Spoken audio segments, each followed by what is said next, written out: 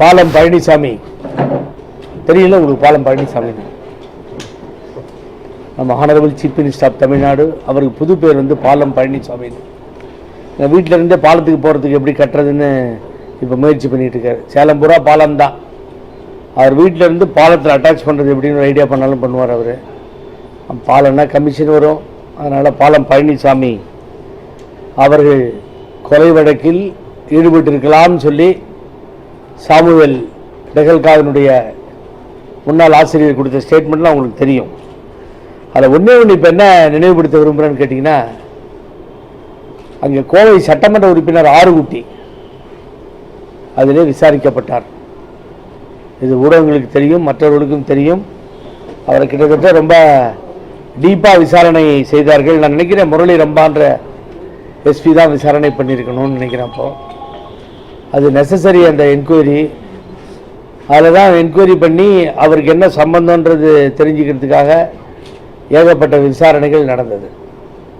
ஏன்னா சிலதையெல்லாம் நம்ம மறந்துடுறோம். அதனால் மறக்கக்கூடாதுங்கிறதுக்கு நான் இப்போ அந்த கொண்டு வந்த அந்த விஷயத்தை நான்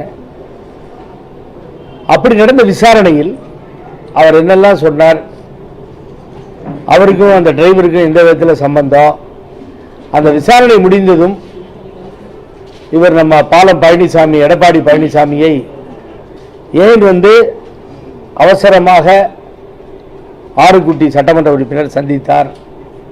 அப்போ இந்த நிகழ்வுகள்லாம் நடந்தது உங்களுக்கு நினைவு இருக்கும், எல்லாமே ரெக்கார்ட் ஆகிருக்கு. எதற்காக வந்து சந்தித்தார், என்ன நடந்தது, அந்த டிரைவர் அதற்கு பின்னாலே கொலை செய்யப்படுகிறார்.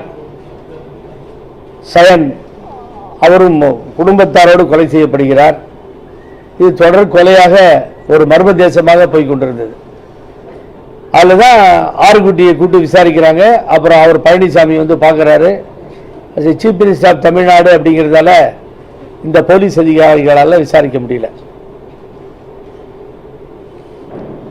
எங்களுடைய மாவட்ட செயலர் ராமதேவர், நல்லசாமி எல்லாரும் இங்கே இருக்காங்க, நிர்வாகிகள்லாம். இந்த கட்சியில் ஆரம்ப காலத்திலிருந்து இப்படி வந்து கொலை குற்றம் சாட்டப்பட்ட ஒருவர் திராவிட இயக்கத்தில் இங்கே முதல்வராக இருந்ததே இல்லை. ஒரு கொலை குற்றச்சாட்டு சுமத்தப்பட்டது இவர் சொல்லியோ, எங்கள் மாவட்ட செயலாளர் சொல்லியோ, புகழேந்தி சொல்லியோ இல்லை, எங்களது கழக துணை பொதுச் செயலாளர் சொல்லியோ இல்லை. இதை சொன்னது டெகல்காவுடைய ஆசிரியர். அவருக்கும் கட்சிக்கு என்ன சம்பந்தம்? அவருக்கும் அரசியல் கட்சிகளுக்கும் சம்பந்தம் இல்லை. உங்களை மாதிரி ஒரு எடிட்டர் அவர் விஷயத்தை வெளியில் கொண்டு வரும் பொழுது உண்மைகள் வெளிவரணும்னா ராஜினாமா கொடுக்கணும். இப்போ கர்நாடகாவில் ஹோம் மினிஸ்டர் ஜார்ஜ் மேலே ஒரு குற்றச்சாட்டு இருந்தது, ஒரு டிஎஸ்பி கொலையில், உங்களுக்கு தெரியும். உடனே ரிசைன் பண்ணிட்டார் அவர். ரிசைன் பண்ணிட்டு அது இல்லைன்னு தெரிஞ்ச பின்னாடி தான், இல்லைன்னு சொன்ன பின்னாடி திரும்பவும் பதவியேற்றார். ஆக விசாரணைக்கு குறுக்கீடாக குற்றச்சாட்டு எழுந்துள்ளது என்பதல்ல, சுமத்தப்படுபவர் இந்த நாட்டினுடைய முதலமைச்சர், அவர் கண்ட்ரோலில் போலீஸ் டிபார்ட்மெண்ட் ஹோம் இருக்கு. ஆகவே நியாயம் கிடைக்காது. அதனால தான் கழகத்தினுடைய துணை பொதுச் செயலாளர் அவர்கள் சொல்கிறார்கள், இது ஒரு அமர்வு நீதிபதி, ஹைகோர்ட் ஆர் சுப்ரீம் கோர்ட்டில் இருக்க ஒரு நீதிபதியை வைத்து விசாரிக்க வேண்டும். என்ன கேட்டிங்கன்னா அண்ணங்கிட்ட சொல்லுவேன் நான், இதுக்கு பெஸ்ட்டு ஊரெல்லாம் காணாமல் போன சிலையை கண்டுபிடிச்ச பொன்மாணிக்கு வேலையே ஒரு ஹைகோர்ட் ஜட்ஜி அப்சர்வேஷனில் வச்சு பொன்மாணிக்க விட்டா இங்கிலீஷில் சொல்லுறான் புட்டீம் அண்ட் பூட்டீம்னு சொல்லி, உள்ளே போட்டு பூட்டில் அடித்தா உண்மை உள்ள வெளியில் வரும்னு சொல்லி. அதுக்கு அவர் தகுதியான ஆள். ஆகவே அவர்கிட்ட கொடுத்து அருமையாக விசாரிப்பார், உண்மைகள் வெளியிலே வரும். ஆகவே இதில் பயங்கரமான ஒரு சூழல் ஏற்பட்டிருக்கிறது. சம்பந்தப்பட்டவர்கள் விசாரிக்கப்பட்டிருக்கிறார்கள், அந்த உண்மைகள் வெளிக்கொணரப்படவில்லை. ஆகவே அது வெளியாக வேண்டும். அதுவரை எடப்பாடி பழனிசாமி ராஜினாமா கொடுக்க வேண்டும். அப்பொழுதுதான் உண்மைகள் வெளிவரும். ஆகவே சம்பந்தப்பட்டவரை ஆட்சியிலே தொடருவாரையானால் ஐயப்பாட்டிற்கு என்ன செய்வது? இது ஐயப்பாடு என்று வைத்துக் கொண்டாலும் நிரூபிக்க வேண்டிய இடத்திலே இருப்பது நம் பாலம் பழனிசாமி. ஆகவே எங்களுடைய துணை பொதுச் செயலாளர் சொன்னது போல உடனடியாக விசாரணைக்கு உத்தரவிட வேண்டும். இந்த மேட்டர் சீரியஸாகவே போயிட்டு இருக்கு, ஸ்டெப் பை ஸ்டெப்பா. தெய்வம் வாழ்ந்த இடம் அது. அந்த இடத்திலே கொலை, அத்துமீறல், உள்ளே நுழைவதெல்லாம் நினைக்கும் பொழுது மிகவும் வேதனையாக இருக்கிறது. ஆகவே இந்த உண்மை நிலையை தெரிந்து கொள்ள நாங்கள் துடிப்புடன் இருக்கிறோம்.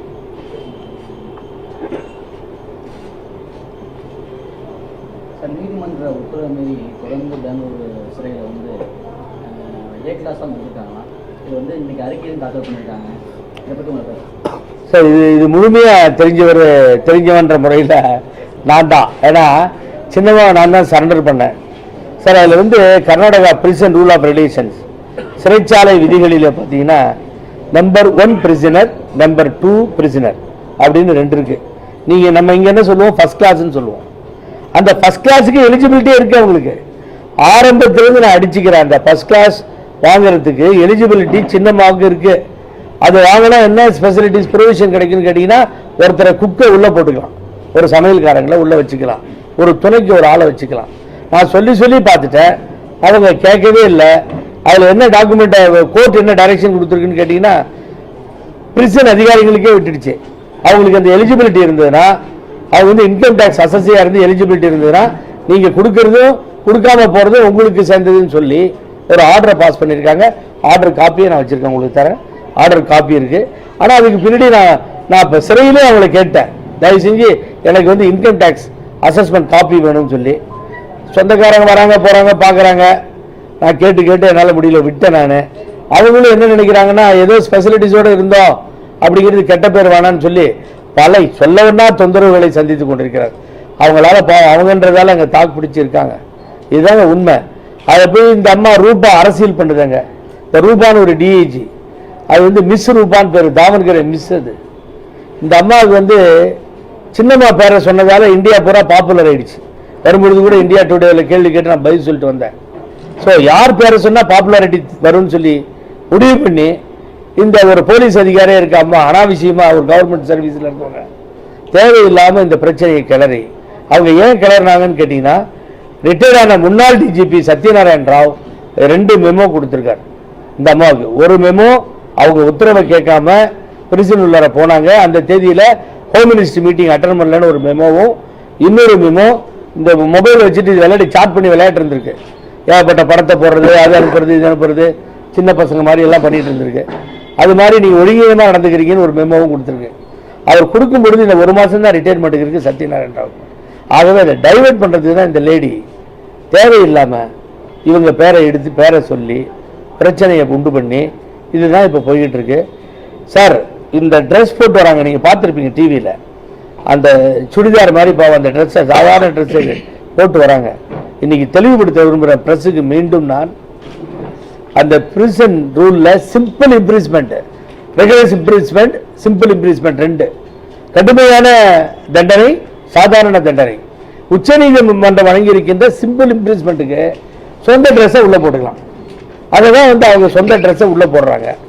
நடந்து வந்து தான் மேலே ஒருத்தரை சந்திக்க முடியும். இவங்கெல்லாம் வந்திருக்காங்க, ஜெயிலுக்கு தெரியும். அவ்வளோ பேர் நடந்து வந்து ஒரு இடத்த ஒதுக்குவாங்க, விஐபினா ஒதுக்கி கொடுப்பாங்க, ஏதோ அசம்பாவிதம் நடந்துடக்கூடாதுன்னு சொல்லி. அது ஒரு ரூமை கொடுத்துருக்காங்க, உட்காந்து பேசிட்டு திரும்பி போகிறாங்க. ரொம்ப தூரம் நடந்து போகணும். அம்மா வந்து 21 நாள் சிறையில் இருக்கும்பொழுது அந்த இடத்துக்கு போய் சேர்றதுக்கு 1 மணி நேரம் ஆச்சு. 10 அடி நின்று போயிருக்காங்க. அவங்க பார்த்துட்டு இந்த போலீஸ் ஆஃபீஸர் சொன்னாங்க. ஆகவே இப்படி தான் வந்து போயிட்டு இருக்காங்கன்னா, 97 கேமரா இருக்கிறதா ஹோம் மினிஸ்டர் பரமேஸ்வர் சொல்றாரு. நான் சொல்ல 97 கேமரா உள்ள இருக்கு. அப்ப 97 கேமராவை மீறி என்ன நடக்குவாங்க? ஆகவே அந்த ரூபா குற்றச்சாட்டு ஆதாரமற்றது, பொய்யானது. ஒரு ஓல்டு பில்டிங் சார், நான் கேட்டு தெரிஞ்சுக்கிட்டேன். ஒரு ஓல்டு பில்டிங், ரொம்ப பழமையான பில்டிங், கொசு தூக்கிட்டு போயிடும் அது மாதிரி ஒரு பில்டிங். அந்த பில்டிங்கில் சின்னம்மா அவருக்கு ஒரு ரூமும் மேடம் இளவரசிக்கு ஒரு ரூமும் கொடுக்கப்பட்டதாகவும், அதுக்கு பக்கத்தில் 2-3 ரூம் காலியாக இருக்கு. அது காலியாக இருக்குன்னு நம்மளா போய் ஃபில்லப் பண்ணுன்னு சொல்ல முடியுமாங்க? இந்த உண்மையை வந்து மறைச்சி ரூபா 5 ரூம் இருக்கு, 6 ரூம் இருக்குன்னா எதுக்கு 5-6 ரூம் அங்கே வேணும்? ஆகவே சுத்தமாக பொய் சொல்றதுக்காக, இந்த பிரச்சனையை பெருசு பண்ணுறதுக்காக அந்த ரூபான்ற அதிகாரி இதுக்கு பிஜேபிக்காரன் கொடி பிடிக்கிறான் நாடாளுமன்றத்தில். ரூபா சரியா சொல்லியிருக்காங்க, போயிருக்காங்கன்னு. இதுலயே தெரியுது எங்க அப்பன் குதிரைக்குள்ள இல்லைன்னு. இந்த அம்மா போய் அரசியலுக்கு வரணும், பிஜேபியில் போய் நிற்கணும்னா இன்னும் தொலையிட்டோம். அதுக்கே தேவையில்லாம உச்சநீதிமன்ற ஆணைப்படி சிறையில் இருக்கவங்க மேல தேவையில்லாத ஒரு பழியை போடணும். So this things are going on. இந்த Sathyanarayana Rao former DGP filed case defamation 10 கோடி ரூபாய்க்கு போட்டிருக்காரு. நானும் போய் ஒன்று போட போறேன். அந்த லேடி விடுற மாதிரி இல்லைன்னா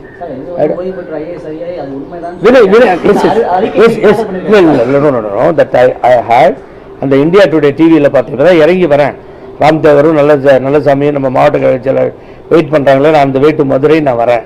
அதில் என்ன நான் ரெட் இந்த டிவி நான் படித்தது அதில் வந்து ரைட் ஆஃப் இன்ஃபர்மேஷன் ஆக்டை யாரோ வாங்கியிருக்காங்க. அதில் வந்து வினய்குமார் 5 ரூம் இருந்தது உண்மைன்னு சொல்லி சொல்கிறார் சார். அங்கே ஒரு ஸ்டவ் இருந்ததாகவும் ரூம் இருந்தாகவும் அதை தான் அவர் இண்டிகேட் பண்ணியிருக்காரு. அதுதான் நான் உங்களுக்கு எக்ஸ்பிளைன் பண்ணேன். ஒரு 2 இடம் விட்டு அந்த பில்டிங்கில் செல்லில் மேலே இன்னொரு ரூம் காலி இருந்தால் யார் என்ன பண்ண முடியும்? அது வினய்குமார் இருந்திருக்கு பக்கத்துலன்றாரு.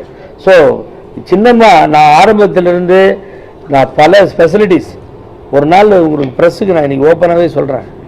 நான் சொல்லக்கூடாதுன்னு இருந்தேன், இன்றைக்கி திண்டுக்கல்ல உங்கள்கிட்ட சொல்கிறேன். நான் பால் கிடைக்கல சார், பால் குடிக்கிற பால் இல்லை பாவம். என்கிட்ட பால் கிடைக்குமான்னு கேட்டாங்க. அன்றைக்கி தான் அவங்க முதல் தடவையாக எதாவது கிடைக்குமா பால் அப்படின்னு. நீங்கள் அதுக்கும் அனுமதி வாங்கணும். ஆகவே சிறையில் நீங்கள் நினச்ச மாதிரிலாம் ஒன்றை வாங்கிக்க முடியாது சார். ஆகவே இது வேணும்னு பாவம் அவங்க மேலே குற்றச்சாட்டை சொல்லி அங்கே இருக்க ஃபுட்டை தான் சாப்பிட்டுட்டு அங்கே இருக்க முடியுதே தவிர எக்ஸ்ட்ரா ஸ்பெசிலிட்டிஸே கேட்காத நிலைமை. எலிஜிபிலிட்டி இருந்தே உங்களுக்கு வசதிகளை கேட்காத போது அப்புறம் எப்படி போய் இதெல்லாம் பண்ணாங்க போனாங்கன்னு சொல்கிறது?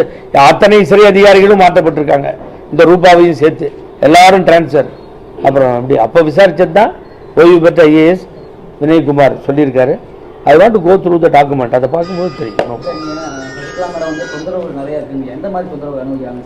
தொந்தரவுனாங்க இப்போ பாருங்கள், இப்போ நான் இருக்கேன், இங்கே உட்காந்துருக்கேன், ராம்தேவர் இருக்கார், நல்லசாமி இருக்கார், மற்ற நிர்வாகிகள்லாம் இருக்கும். திடீர்னு ஜெயிலுக்கு போகும்பொழுது எப்படி இருக்கும்னு நினைக்கிறீங்க நீங்கள்? இந்த ஸ்பெசிலிட்டிஸ் இருக்காது, ஃபுட்டு கிடைக்காது. அங்கே இருக்க நடவடிக்கைகள் என்னவோ அதில் தான் நம்ம லைஃப்பை கொண்டு போக முடியும். இப்போ அவங்களுக்கு ஸ்பாண்டரைட் இருக்குது சார், கழுத்து வலி இருக்குது, பேக் பெயின் இருக்குது, டயபெட்டிக்கு, 64 வயசாச்சு. நீங்கள் கணக்கு போட்டு நீங்கள் சொல்லுங்கள் எப்படி இருப்பாங்க உள்ளே. This is the thing is going on. வேண்டுமென்றே படி சுமத்தப்படுகிறது. கருணாநிதி போட்ட வழக்கிலே உள்ளே இருக்கின்ற அவர்கள் அவருடைய கஷ்டம் அவங்களுக்கு தான் தெரியும். இது வரைக்கும் எங்ககிட்ட ஒரு எக்ஸ்ட்ரா ஸ்பெசிலிட்டிஸ் கேட்டதே இல்லை. அதையே நான் வந்து ஒரு தனி கோணத்தில் பார்த்துருக்கேன். இவ்வளவு தொந்தரவுகளும் நம்மளால் பிரச்சனை வேணாம் போக வேண்டிய எதையாவது கேட்டால் அரசியல் பண்ணுவாங்கன்னு சொல்லிட்டு அமைதியாக இருந்தாங்க. இது இந்த ரூபா இங்கே வந்து அரசியல் பண்ணிகிட்டு இருக்க அந்த அம்மா. எங்கே போனாலும் நமக்கு ஒரு வில்லன்களும் வில்லிகளும் இருந்துக்கிட்டே இருப்பாங்க, மாற்றவே முடியாது. கர்நாடகாவில் இருந்தாலும் தமிழ்நாட்டில் இருந்தாலும் அரௌண்ட் த கிளாக் இந்த முள்ளு சுற்றி வர மாதிரி டிடிவி தினந்த ஒப்பற்ற தலைவரையும் சின்னமாவையும் சுற்றி தான் அரசியல் நடக்குமே தவிர வேற எந்த தலைவரையும் இந்த நாட்டில் பேச போகிறதில்ல. திமுக தலைவர் ஸ்டாலின் சொல்லியிருக்காரு, தலைமைச் செயலகத்தில் பன்னீர்செல்வம் வந்து யாகம் நடத்தினாங்கன்னு சொல்றாரு. யாகம் நடத்தினாராம்மா? காலையில நடத்தினாங்க.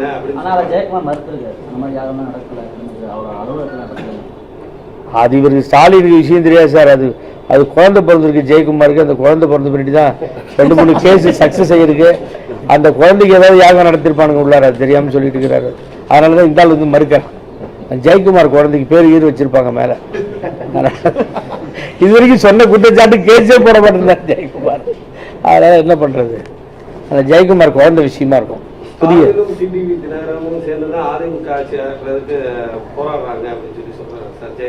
ஸ்டாலினும் நாங்கள் தான் பார்த்தீங்களே, இப்போ வார் மாதிரி போயிட்டு இருக்கு திமுகவுக்கும் எங்களுக்கும். திருவாரூர் தேர்தலில் கேண்டிடேட் அனௌன்ஸ் பண்ணோம். 3 மணி நேரம் கழிச்சு தான் திமுக அனௌன்ஸ் பண்ணிச்சு. அண்ணா அனௌன்ஸ் பண்ண உடனே காமராஜ் பேரில், பெருந்தலைவர் காமராஜர் பெயரை கொண்ட எஸ் காமராஜ் அனௌன்ஸ் பண்ணுறோம். அப்புறம் அவர் அனௌன்ஸ் பண்ணுறாரு, இதுதான் போகுது. அப்புறம் தான் திமுக அனௌன்ஸ் பண்ணிச்சு. திமுக வெளியே ஓடிடுச்சே, தேர்தல் வேண்டான்ற முடிவு சரின்னு சொல்லிடுச்சு திராவிட முன்னேற்ற கழகம். நான் ஒரே ஒரு கேள்வி உங்களுக்கு கேட்குறவங்க எல்லாத்துக்கும், 20 நாள் விட்டுருந்தா இன்னைக்கு ஒரு எம்எல்ஏ கிடைச்சிருப்பாரா இல்லையா? இப்போ இந்த கஜா புயல் பிரச்சனையெல்லாம் இப்போ சால்வ் பண்ணிடுவாங்களா சார்? லட்சக்கணக்கான தென்னை மரங்கள், தென்னையே வாழ்வாதாரமாக இருந்த மக்கள் கதறி அழறான். இன்னும் வருஷக்கணக்கில் ஆகும் சார். ஒரு ரெப்ரசன்டேட்டிவ் கிடைச்சிருப்பாங்க. நான் ஓப்பனாகவே பேசுகிறேன். எங்க கட்சி ஜெயிக்கும் நாங்கள் சொல்கிறோம், திமுக ஜெயிக்கும் ஸ்டாலின் சொல்கிறாரு. இந்த பாலம் பழனிசாமி கட்சியில் டெபாசிட் கூட வராது, அவரும் சொல்கிறான் நான் ஜெயிப்பேன்னு. அது தேர்தல் முடிவுகள் தான் சொல்லுவோம். ஆனால் ஒரு எம்எல்ஏ கிடைச்சிருப்பார்ல, ஒரு ரெப்ரசன்டேட்டிவ் கிடைச்சிருப்பார்ல, அந்த மக்கள் குறைகள் எடுத்துகிட்டு போய் மக்கள் மன்றத்தில் சொல்லியிருக்கலாம்ல. இந்த வீணா போன கம்யூனிஸ்ட் கட்சி அவர் ஒரு மனு கொடுக்கறது, இவங்க வந்து அங்கே போய் கூட்டணியில் வச்சுக்கிட்டு இந்த கூட்டணி இது பண்ணுறது. தேர்தல் களத்தில் நிற்கக்கூடிய இவ்வளவு தொந்தரவுகளையும் நாங்கள் தாங்கிக் கொண்டு தேர்தல் களத்தை நோக்கி செல்ல தயாராக இருக்கின்ற இயக்கம் அம்மா மக்கள் முன்னேற்ற கழகம். விட்டால் இன்னைக்கு வேற எவனும் ரெடியாக இல்லை. திமுக சுத்தமாக பயப்படுது சார். நீங்கள் தயவு செஞ்சு இதை நோட் பண்ணிக்கோங்க. திராவிட முன்னேற்ற கழகம் பயப்படுதுங்கிறதுக்கு ஒரே எக்ஸாம்பிள், கரூரில் எவ்வளவு வீக்காக இருந்தால் காணாமல் போன செந்தில் பாலாஜியை, நாட் ரீச்சபிள் இருந்த செந்தில் பாலாஜியை காலில் கையில் விழுந்து கூட்டு போய் அங்கே வச்சு கரூர் திமுகவை காப்பாற்றுற நிலைமையில் கரூர் இருக்கு. அங்கே இருக்க திமுககாரன் வயிறு எரிஞ்சு போயிருக்கான். இத்தனை காலம் கொடி பிடிச்சோம், கலைஞர் காலத்தில் இருந்திருக்கோம், அண்ணா காலத்தில் இருந்திருக்கோம், இவனை கூட்டு வந்து இங்கே நிறுத்தி இவன் பின்னாடி நாங்கள் போகணுமானே அப்படின்னு சொல்லி திமுகவினுடைய உள்ளபூர்வமான உணர்வுள்ள ஒரு திமுக தொண்டன் அதை ஏற்றுக்கொள்ள தயாராக இல்லை. இப்போ இவர் பாலாஜி போய் தான் அவர் சீஃப் மினிஸ்டர் ஆகணுமா? எவ்வளோ வீக்காக இருக்கு பாருங்க திமுக. இதை கருணாநிதி இருந்தால் செய்வாரா? கலைஞர் இருந்தா? ஆகவே இது ஏன் பண்ணுறாரு ஸ்டாலின்னு புரியல எனக்கு. இதுதான் திமுக பயப்படுகிறது. திமுக தைரியமா இல்லை. அன்னைக்கு சொன்னார் he will be the prime minister of the nation அப்படின்னு. அவருக்கு இங்கிலீஷ் வரல, அது பரவாயில்ல, ஒன்றும் தொந்தரவு இல்லை. அவர் சொல்றார் அடுத்த பிரதமர் ராகுல் காந்தின்னு சொல்லி. எங்களுக்கு ஒன்றும் அப்ஜெக்ஷன் இல்லை, நோ ப்ராப்ளம். மோடி தான் வரக்கூடாது. மோடி வந்தால் இந்தியாவை காப்பாற்றுறதுக்கு நாதி இல்லை. ஆனால் எனக்கு என்ன பிரச்சனைன்னு கேட்டிங்கன்னா, நேற்று மம்தா பானர்ஜி கூட்டிய கூட்டத்தில் மேற்கு வங்காளத்தில் கல்கட்டாவில் அவ்வளோ பெரிய கூட்டத்தில் முந்தானத்தினி முன்மொழியிற அந்த அம்மா சொல்லுது எலெக்ஷன் முடிஞ்சுதான் இனிமேல் பிரைம் மினிஸ்டர் நாங்கள் தேர்ந்தெடுப்போம்னு சொல்கிறப்போ ஸ்டாலின் எழுச்சி மைக்கில் சொல்ல வேண்டியதுதான், already I propose, already I declared. So நான் வந்து தமிழ்நாட்டில் முக்கியமான கட்சி, நாங்கள் ஏற்கனவே முழுமையாக ஜெயிச்சிருக்கோம், முழுமையாக தோற்றுருக்கோம். ஆகவே எங்களுக்கு வந்து ஸ்டாலின் தான் வரணும், இது ராகுல் தான் வரணும்னு சொல்லியிருக்கணும்ல. அப்போ நேற்று மௌனமாக இருக்கார், அந்த அம்மா ஒன்று சொல்லுது. ஆகவே அவர் என்ன பண்ணுறாருன்னு அவருக்கு புரியல. இல்லை, ஒப்பீனியன், அவங்க சொல்கிற கருத்துக்களில் நிறைய வேறுபாடுகள் இருக்கு. சார் எப்பயுமே ஆமா பேசவே இல்லை. கரெக்ட். அதுதான் ஏன் கேட்கிறேன் நான். இல்லை, அது எடுத்த ஸ்டாண்ட் வந்துங்க. நான் வந்து எங்களுக்கு கலைஞரை பொறுத்தவரை, கருணாநிதியை பொறுத்தவரை தலைவரிடத்தில் 11 ஆண்டு காலம் தோற்றிருந்தாலும் கருணாநிதி ஒரு டிசிஷன் எடுக்கும் பொழுது அது கவலையப்பட மாட்டார். அதில் ஒரு டிசிஷனில் ஸ்ட்ராங்காக இருப்பார். எம்ஜிஆர் மாதிரி நீங்கள் ஜெயின் கமிஷன் எடுத்து ஒரு தேர்தலே 10,000 கோடி செலவு பண்ணி நாட்டுக்கு வந்தது உங்களுக்கு தெரியும். ஆகவே அதுலேருந்து பின்னாடி போக மாட்டார். ஸ்டாலினுக்கு ஏன் இப்படி தடுமாறுறாருன்னு எனக்கு தெரியல. அரசியல் முதிர்ச்சி இல்லைன்றதே உங்களுக்கு சந்தேகமாக இருந்ததுன்னா டிக்ளேர் பண்ணிடுறோம் நாங்கள். மத்திய அரசு வந்து ஏற்கிறது வந்து திமுகவா அதிமுகவா? யார் பண்ணிருக்க மத்திய அரசு? மத்திய அரசு அதிமுக சார் நடப்பது அம்மா ஆட்சி இல்லை, அண்ணா திமுக ஆட்சி இல்லை. நடப்பது மோடி அரசு. அதுவும் ரிமோட் கண்ட்ரோல்ல இந்த ஆட்சியை நடத்துகிறார்கள் என்று எங்களது கழக துணை பொதுச்செயலாளர் டிடிவி தினகரனோ நல்லசாமியோ ராம்தேவரோ புகழேந்தியோ சொல்லல. சொன்னது சந்திரபாபு நாயுடு, ஆந்திராவினுடைய முதல்வர், மிக தெளிவாக சொல்லிவிட்டார். ரிமோட் கண்ட்ரோல் இந்த ஆட்சி இயக்கப்படுகிறது. ஆகவே இது சென்ட்ரல் கவர்மெண்ட் நடத்துகின்ற ஆட்சி, சம்பந்தமே இல்லை. கடைசியில் பாருங்களேன், அவனுக்கு கூட்டணி வரப்போகுது பிஜேபியும் அதிமுகவும். தம்பிதுரை காலேஜுக்கு பர்மிஷன் கொடுக்கல. தம்பிதுரை மெடிக்கல் காலேஜ் அப்ளை பண்ணியிருக்காராம், பர்மிஷன் கொடுக்கல. எழுதிக்கோங்க, நீங்கள் நான் ஓப்பனாக சொல்கிறேன். உங்களுக்கு இந்த விஷயத்தில் யாரும் சொல்ல மாட்டாங்க. கொஞ்சம் மெடிக்கல் காலேஜ் இழுத்துக்கிட்டு இருக்கு, பர்மிஷன் இல்லை. அதனாலதான் கோவம் வந்து தாக்கி பேசிட்டு இருக்காரு. நான் என்ன சார், பிஜேபி சரியில்லைன்னு தெரிஞ்சது இல்லை, பிஜேபி சரியில்லைன்னு தெரியுது. தம்பிதுரை சொல்றாரு, அவருடைய பேச்சுக்கள்லாம் அப்படித்தான் தெரியுது. அவர் அண்ணன் தம்பிதுரை சொல்றது நான் கூட வரவேற்கிறேன். நியாயமான கருத்துக்களை சொல்றாரு. செயற்குழு கூட்டம் கட்சியில அந்த தலைமை கழகத்தில் போய் உட்காரு.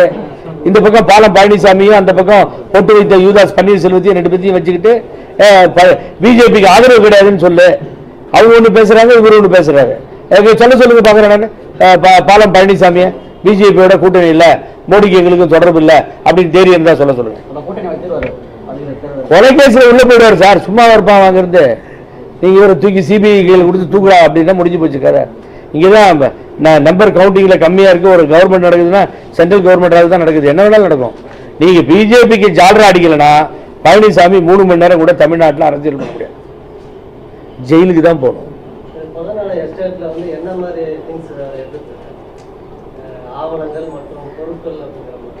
நான் இவங்க எல்லாமே அம்மா கூப்பிட்டா அப்பாயின்மெண்ட் கொடுத்தா போய் விஷ் பண்ணி பிறந்த நாள் கல்யாண நாள்னு பார்த்துட்டு அந்த கொரோனாட வந்திருக்கோம்.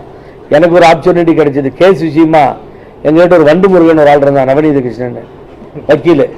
அவன் எல்லா பதவியும் வாங்கிட்டு போனவன். அவனோட சுற்றி பார்க்குற ஒரு வாய்ப்பு கிடைச்சது. உள்ளே எல்லாம் போய் பார்த்தேன் சார்.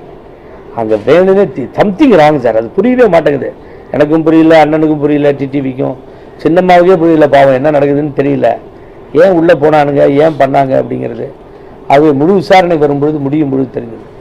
விசாரணை நல்லபடியாக நடந்ததுன்னா இப்போ இருக்க சிபிஐலாம் நம்ப முடியாது. அதான் பார்க்கணும், அது என்னன்னு தெரியல. எதுவும் வாட்டர் சேவ் பண்ணு. சில பேர் சொல்கிறாங்க எடப்பாடியில் இல்லை பார்சியலாக தான் அதில் இன்வால்வ்டு, மீதியெல்லாம் நம்ம பொட்டு வைத்து விவாஸ் தான், பன்னீர்செல்வம் தான் அதில் ஏதோ இறங்கியிருக்காருன்ற மாதிரிலாம் சொல்கிறாங்க.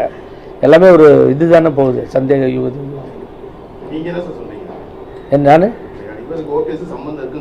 இல்லை சம்பந்தம் இருக்குன்னு தான் நானும் சந்தேகப்படுறேன், நாங்களாம் அதான் சந்தேகப்படுறோம்.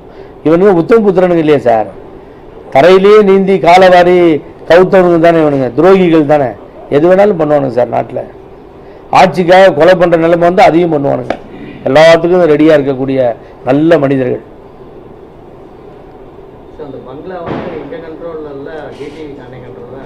பாவம் சார், ஒரு உண்மையை சொல்கிறேன் உங்களுக்கு, சின்னம்மா கண்ட்ரோல் இருக்குன்னு சொன்னால் கூட நான் அவங்க அம்மா கூட இருந்தாங்க, அவங்க தான் ஒவ்வொரு செவராக பார்த்து கட்டினாங்க, அந்த கார்டனை உருவாக்குனாங்க. எனக்கு ஒன்றும் ஐயப்படே இல்லை சார். இந்த ப்ராப்பர்ட்டியில் டிடிவி தினகரன்ற ஒப்பற்ற தலைவர் அம்மாவுக்கு சொந்தமான ப்ராப்பர்ட்டியோ சின்னம்மா நிர்வாகம் பண்ண ப்ராப்பர்ட்டிஸ்லையோ ஒரு நாள் அவர் தலையிட்டதில்லை. எனக்கு பர்சனலாக தெரியும்.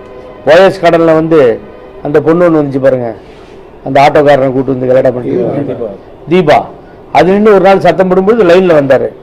புகழேந்தி இது தேவையில்லாமல் என்னை பற்றி சொல்லிட்டு இருக்காங்க, நம்ம இங்கேயும் எங்கள் கார்டனுக்கு போகிறோம், அது அவங்க வாரிசுதாரன்னா எடுத்துகிட்டு போடுங்க, நம்ம ஒன்றும் இல்லை, அதை சொல்லு புகழேந்தினார். எங்கிட்டே டைரெக்டாக சொல்லியிருக்காரு, ப்ரெஸ்ஸை கூப்பிட்டு சொல்லுங்கன்னு சொல்லியிருக்காரு.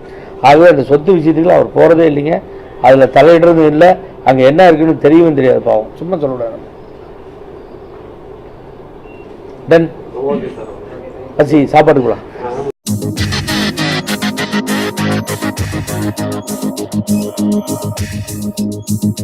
Thank you.